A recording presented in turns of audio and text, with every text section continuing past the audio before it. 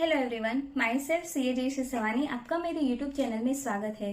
जैसे कि आप थंबनेल से पढ़ पा रहे हो कि 206CQ जो 26As में दिखता है उसमें हमने टीसीएस डिपॉजिट करा है, तो वो हम कैसे क्लेम कर सकते हैं, आईटीआर में कैसे दिखाना है। एक्चुअली 206CQ जो 26As में दिखता है और उसमें टीसीएस जो हमने भरा है वो एक्चुअली उसका मीनिंग क्या है, तो इस पूरे वीडियो में मैं आपको डिटेल में उसके बारे में समझाने वाली हूँ। तो आप जुड़े रहें एंड तक, क्योंकि इसमें आपको पूरा एक क्लैरिफिकेशन मिल जाएगा। तो सबसे पहले अगर मेरे चैनल पे नए हो तो मेरे चैनल को सब्सक्राइब कर लीजिए, क्योंकि ऐसी इंपॉर्टेंट वीडियो मैं लाती रहती हूँ जो बहुत यूजफुल रहती है। तो लेट्स वी स्टार्ट। तो यहाँ पे पहले मैंने ब्रीफ इंट्रो दिया है कि सेक्शन जो 206CQ है वो एक्चुअली है क्या। 206CQ 26As के फॉर्म में दिखता है, उसका मैंने यहाँ पे स्क्रीनशॉट लिया है कि पार्ट बी में detail of tax collected at a source में दिखता है। उसमें जो भी हमने टीसीएस भरा है उसका अमाउंट है, तो वो एक्चुअली किस में डील करता है, तो उसमें डील करता है कि रेमिटेंस जो भी हमने मेड किया है, रेमिटेंस जो भी किया है under LRS liberalise remittance scheme में, जो भी हमने रेमिटेंस किया है उसमें जो भी हमने टीसीएस भरा है, तो उसके बारे में जो सेक्शन डील करता है वो सेक्शन है 206CQ। आगे देखते हैं कि एप्लीकेबिलिटी ऑफ टीसीएस किसको एप्लीकेबल है, तो मेनली एप्लीकेबल है रेसिडेंट को।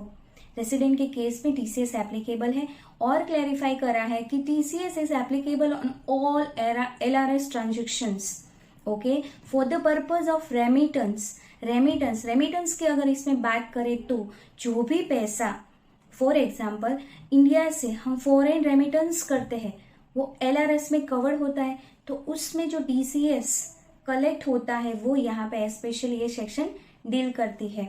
Okay, then what is section 206C। 206C section क्या है, तो उसमें किसकी रिस्पॉन्सिबिलिटी एंड जिम्मेदारी है कि वो टीसीएस कलेक्ट करे। तो यहाँ पे और एक क्लैरिफाई है कि बीइंग ऑथोराइज्ड डीलर, यहाँ पे मैंने एग्जांपल लिया है बैंक का। Being an authorised dealer bank under LRS जो भी पैसा इंडिया से आउट ऑफ इंडिया रेमिट करता है उसमें टीसीएस कलेक्ट करने की जिम्मेदारी बैंक की है, यानी कि authorised dealer as a bank. Second example, seller of overseas tour programme package, यानी कि जो भी ओवरसीज टूर होते हैं उसमें जो भी overseas tour package programme arrange करता है उसकी रिस्पॉन्सिबिलिटी है कि उसको इसमें टीसीएस कलेक्ट करना है। तो फर्स्ट एग्जांपल है as a bank and then second example है seller of overseas tour programme package. Okay, and then मतलब मैं समराइज में मैं आपको बताऊं कि टाइप ऑफ रेमिटेंस यहाँ पे हम दो ही इस वीडियो में कवर करने वाले हैं कि अंडर LRS में भी दो पार्ट हैं कि remittance by student for studied abroad, भी बहुत ही क्रेज चल रहा है कि अब्रॉड में स्टडीज के लिए, तो उसके लिए रेमिटेंस जो भी करना है वो, और अदर देन स्टडीज के लिए जो भी पैसा हम इंडिया से बाहर भेज रहे हैं उसके बारे में। एंड देन जो बी पॉइंट है कि remittance for buying overseas tour package, जैसे हमने आगे डिस्कस किया वैसे LRS में दो and then overseas tour package. Okay, then यहाँ पे हम बेसिक बात करते हैं कि कितनी लिमिट तक हम रेमिट करें तब तक टीसीएस हमें पे नहीं करना पड़ेगा, यानी कि ऑथोराइज्ड जो डीलर है या ओवरसीज टूर पैकेज प्रोग्राम जो अरेंज करते हैं वो हमारे पास से टीसीएस कलेक्ट नहीं करेंगे। तो यहाँ पे मैंने एक एग्जांपल दिया है कि मतलब what is the exemption limit. तो एग्जम्पशन लिमिट है वो है ₹7 lakh other than purchase of overseas tour programme package, यानी कि ओवरसीज टूर प्रोग्राम पैकेज में कोई लिमिट नहीं है और LRS में 7 लाख तक आपका कोई टीसीएस कलेक्ट नहीं होगा। This is the limit under LRS। And अभी जो एजुकेशन के लिए जो सब लोग मतलब बहुत ही बाहर जा रहे और उसमें लोन हमने ऑब्टेन की है from any specified financial institution से इन इंडिया में, और वो लोन कवर्ड है under section 80E of income tax, तो उसमें भी 7 लाख तक कोई टीसीएस की रिस्पॉन्सिबिलिटी नहीं है। तो मैं आपको समराइज में मैं बताऊं तो ओवरसीज टूर पैकेज के लिए कोई एग्जम्पशन लिमिट नहीं है, LRS ट्रांजेक्शन के लिए ₹7 लाख तक कोई टीसीएस की रिस्पॉन्सिबिलिटी नहीं है, तो it is exemption limit that is ₹7 lakh. Then अभी मेन बात करते हैं, तो what is rate of TCS? तो 5% रेट है इन LRS ट्रांजेक्शन, 5% रेट है इन LRS ट्रांजेक्शन एंड 0.5% है ऑन एजुकेशन लोन।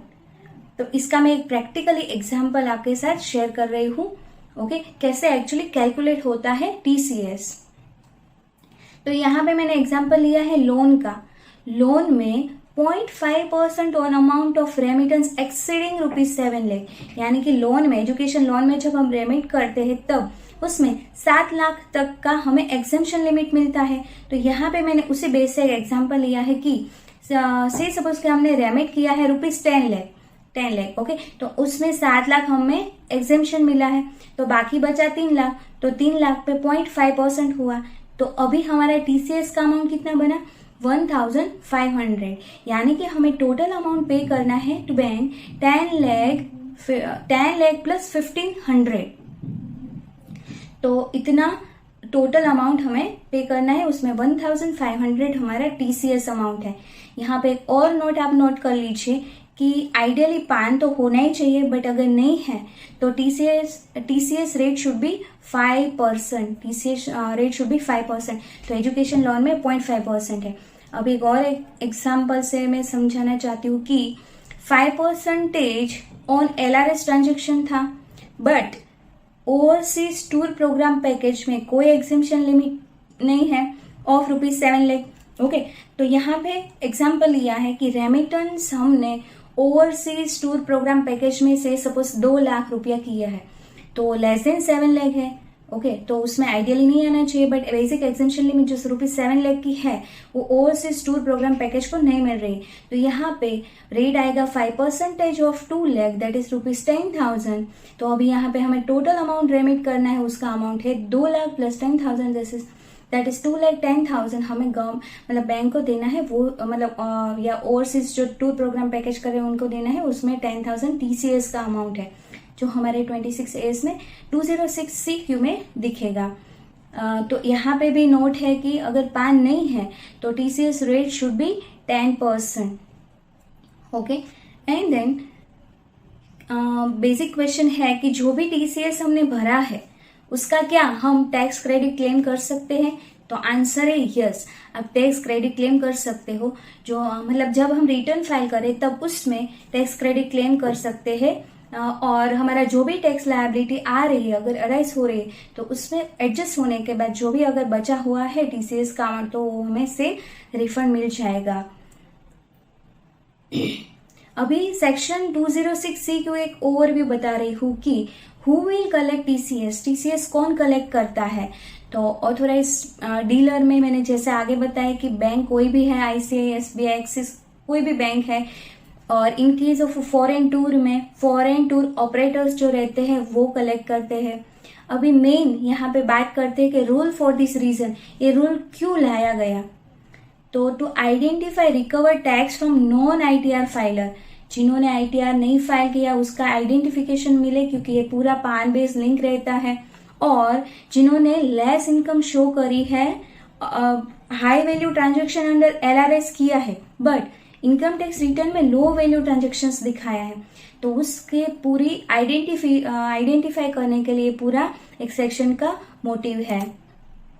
देन यहाँ पे ऐसा है कि कब टीसीएस हमें नहीं भरना पड़े, मतलब हमारे से ऑथराइज डीलर या टूर पैकेज ऑपरेटर जो है वो ना कलेक्ट करे, जब हमें जिनको भी पेमेंट करना है वो उसके लायबिलिटी है टू डिडक्ट टीसीएस, और जब बायर है, यहाँ पे पहले एग्जांपल ये है कि buyer liable to deduct TCS, and अगर बायर गवर्नमेंट है तो उस केस में टीसीएस एप्लीकेबल नहीं है। होप आपको मेरा पूरा एक्सप्लेनेशन समझ में आया हो। देन प्लीज आप मेरी वीडियो को लाइक करिए एंड चैनल को सब्सक्राइब करिए। Thank you for watching. मिलते हैं नेक्स्ट वीडियो में। Thank you.